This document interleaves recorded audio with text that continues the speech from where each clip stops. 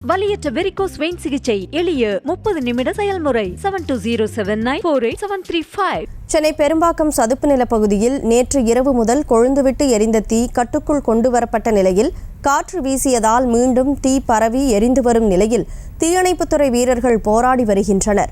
கூடுதல் விவரங்களை செய்தியாளர் சுமன் வழங்க கேட்கலாம். வணக்கம் சுமன், முழு விவரம். வணக்கம் கனிமொழி. அதாவது சென்னை பெரும்பாக்கம் சதுப்பு நிலத்தில் தொடர்ந்து 2வது நாளாக இந்த தீயானது பரவி கொழுந்து விட்டு எரிந்து வருகிறது.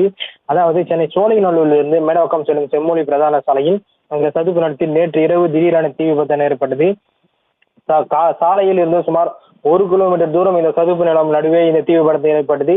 இந்த தீ விபத்தால் அதிலிருந்து வெளியேறும் புகைகள் அந்த பகுதி முழுவதும் ஒரு புகை மண்டலம் போல் காட்சியளிக்கிறது. குறிப்பாக இந்த சாலையிலிருந்து நடுவே தீ விபத்து ஏற்பட்டதால் தீயணைப்பு வாகனங்கள் உள்ளே சென்று தீ அணைக்க முடியாமல் தவித்து வருகின்றனர்.